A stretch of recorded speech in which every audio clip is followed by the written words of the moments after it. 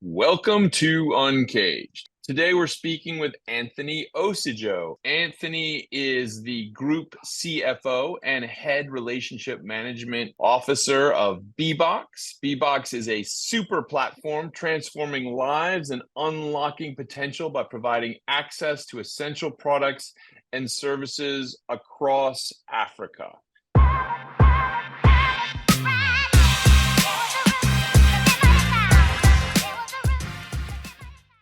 Is a really, really interesting part of the world to think about right now with technology.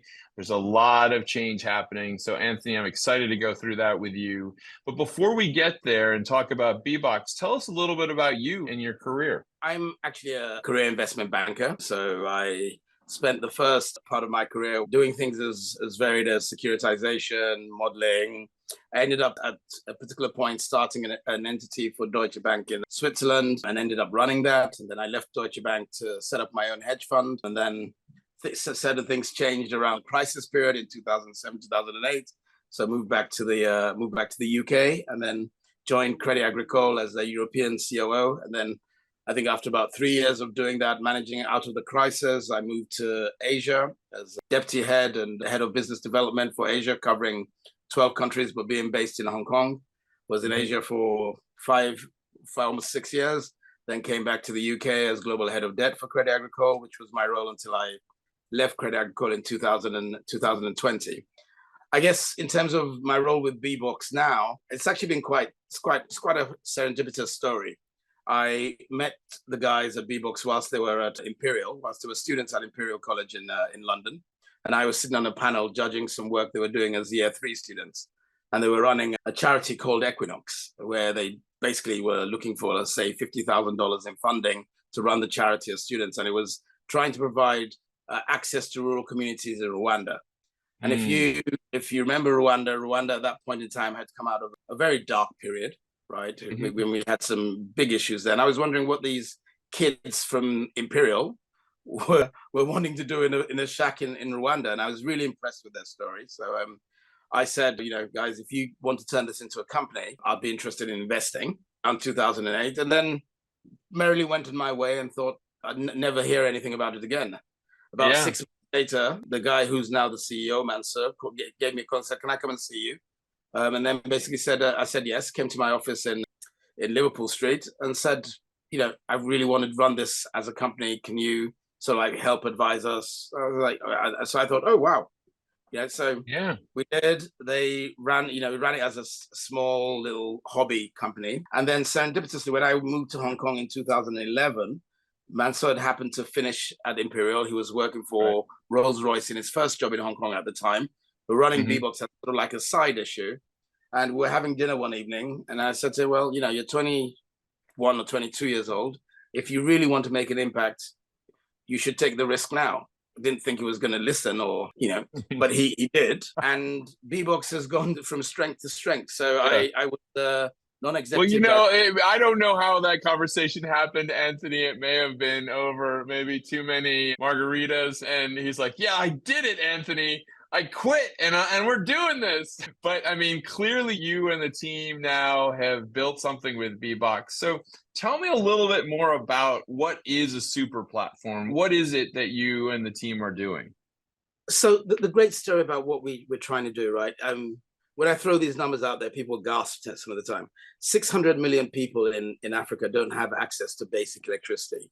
They don't have, more than 900 million don't have access to clean cooking as we know it, like using gas or using electricity, and again, another 700 million, the same people obviously don't have access to even just pure clean drinking water.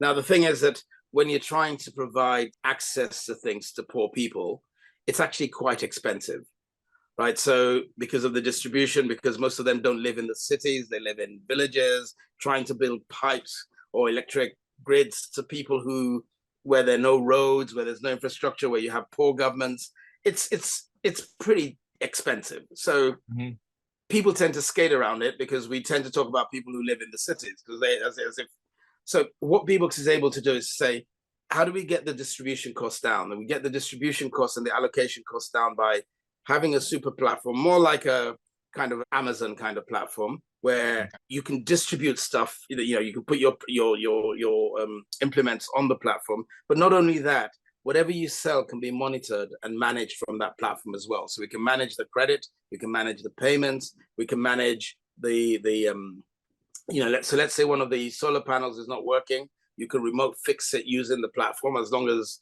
somebody hasn't sat on it. If it's just a technical issue.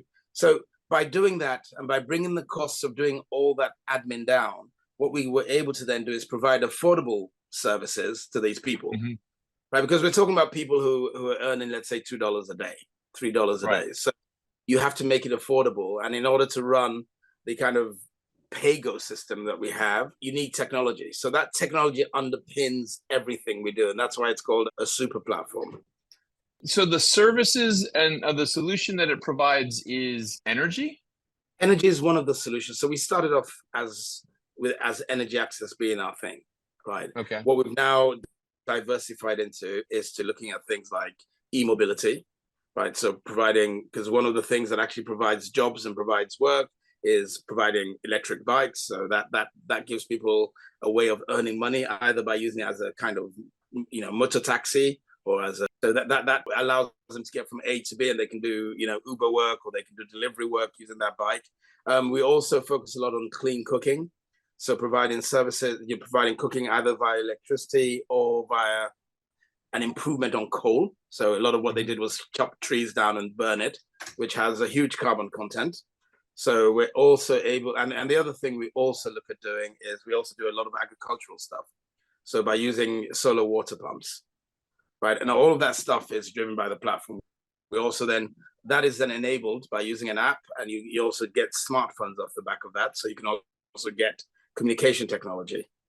So basically, it's a kind of an energy efficient distributed grid power system that would essentially be tethered back to a platform, which would allow you to monitor it, use it for almost an endless set of solutions after that, right? Yeah. Correct. And the other thing that's really important around this is moving the cash around, right? So by having the platform, right, you were able to get payments. We get something like 200,000 payments, in an hour, because people pay their micro payments. So people pay 50 cents is even a lot of money, right? When you convert it to the local currency, there, people pay 10 cents a day, right? Which for them is makes it affordable. If they had to pay $1 a month, they couldn't afford it.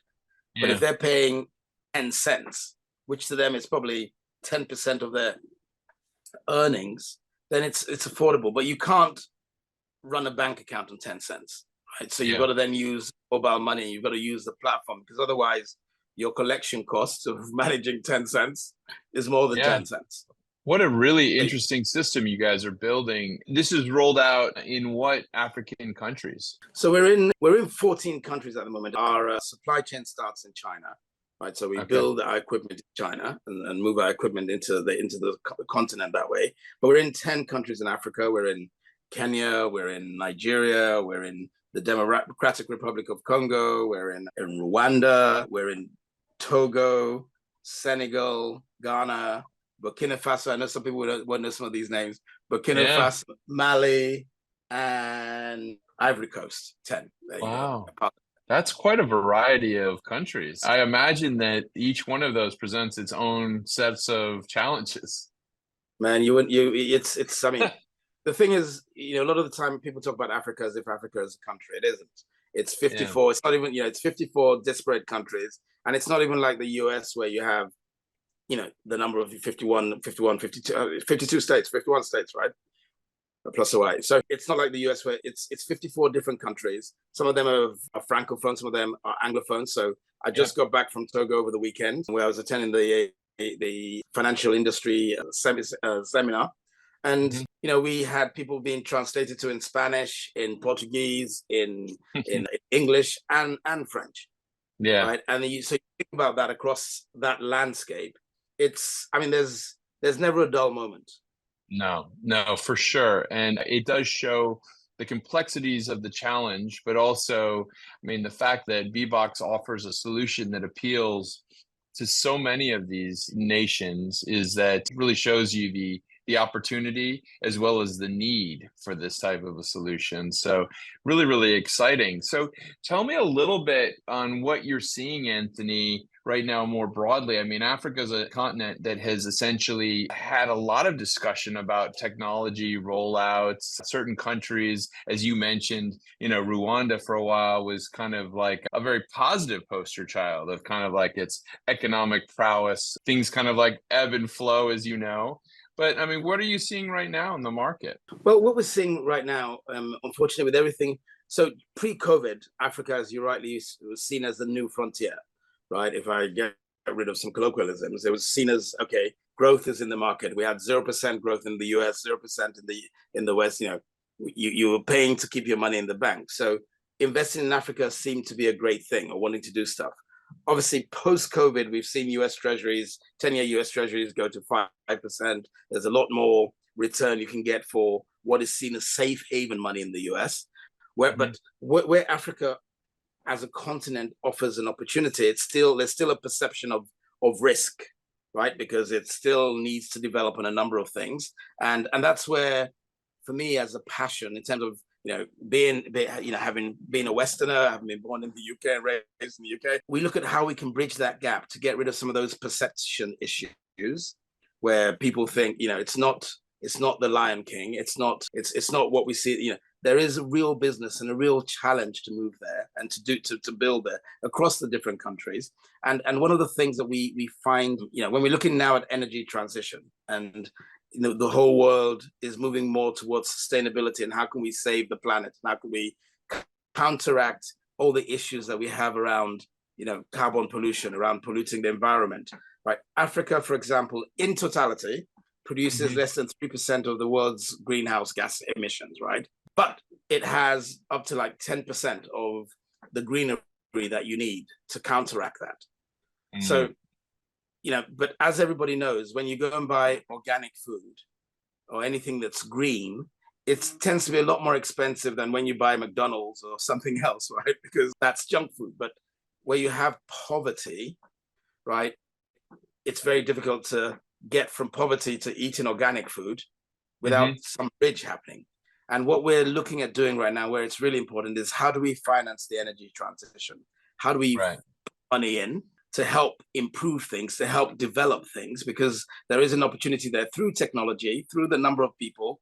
As I think you pointed out, Africa currently has about 1.2 billion people, but it's the fastest growing continent in the world. So it is estimated that by 2070, the population of Africa will be close on 2 billion, which will make it the most populous continent. That's a big factor. I think about what's happening right now in Asia, where, we used to be obsessed with China. And really now I think we're seeing a bit of an implosion in their population, really, over the next 5-10 years. So that population is going to dramatically shrink. But at the same time, we see India like expanding dramatically. So, it's funny. I mean, demographics matter, right? This stuff kind of matters. And you're absolutely right. Africa has been one of these parts of the world that offers tremendous promise, but filled with just so many challenges. And so, Anthony, if you and the Bboxx team can sort all that stuff out, I think it'll be an incredible moment for the people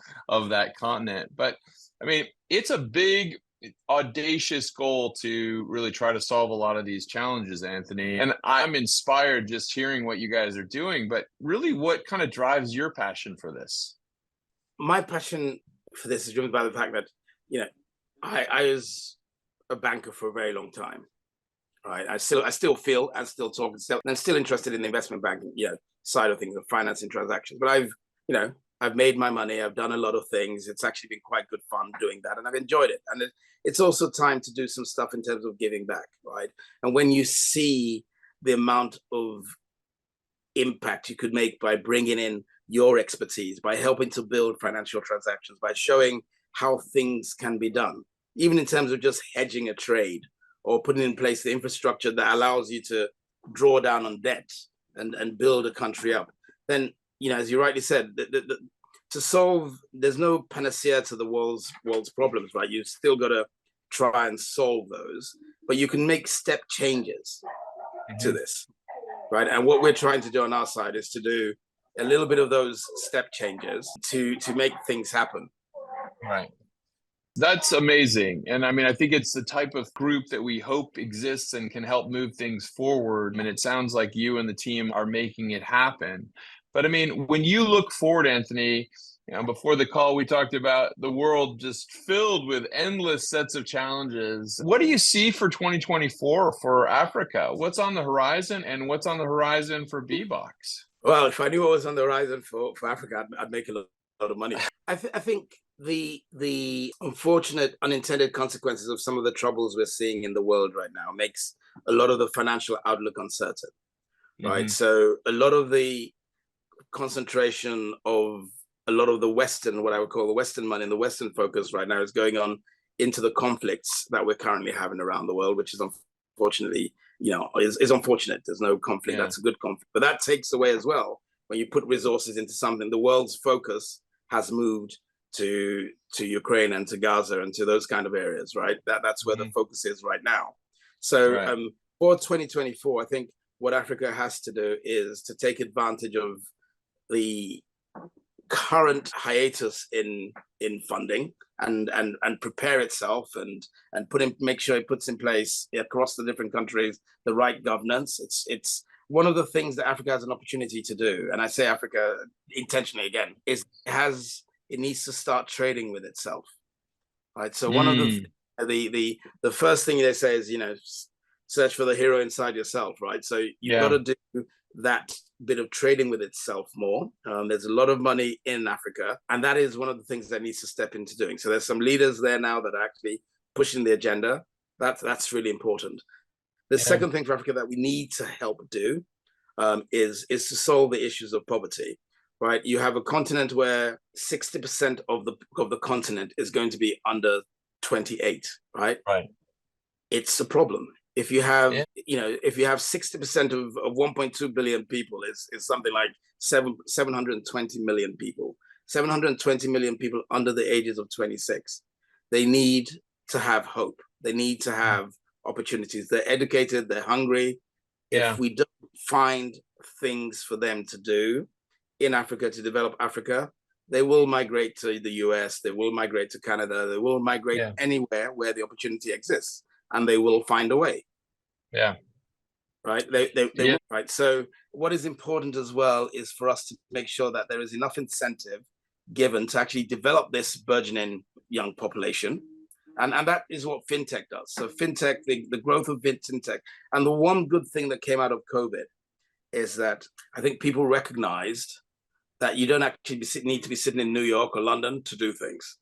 All right. Which is unfortunate for us in New York or London, right? Because you can't charge your New York or London rates if you want to. Yeah, it's such a fascinating thing because you realize that sometimes the power brokers they're trying to reel it back. They're trying to kind of make it sound like, oh, no, the whole team has to be back in New York or whatever. And the cat's out of the bag. I mean, it's gone. And the new generation has a totally different outlook, right? Yeah. They tell you that they don't want to work in the office, and they're not shy to say so. Yeah. Right. And they tell you they work less in the office, and if you don't want them, that's okay. Somebody else will recruit them. Yeah, no, I hear you.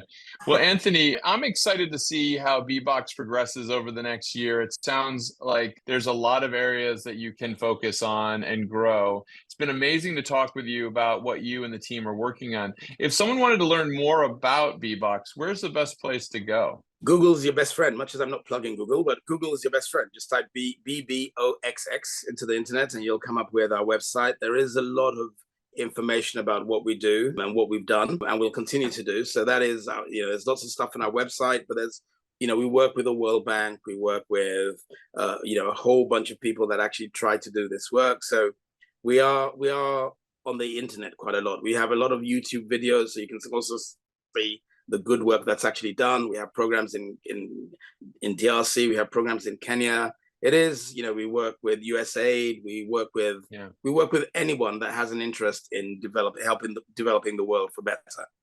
That's excellent. Well, Anthony, thank you so much for joining me on Uncaged today. We've been speaking with Anthony Osijo. He is the Group CFO and Head of Relationship Management at Bboxx, which is a super platform transforming lives and unlocking potential by providing access to essential products and services across Africa. We've been talking about really a long list of products that Bboxx is playing a role in, whether it be power, solar power, bringing that in so that you can see microtransactions, bringing all of those things that we all take for granted on every mobile phone, all those lovely apps, but bringing that and putting that into the hands of folks that have never had a chance to do anything with it. Anthony, thank you so much, and we look forward to having you back on the show next year. Thanks for having me, Ben. It's been a great pleasure.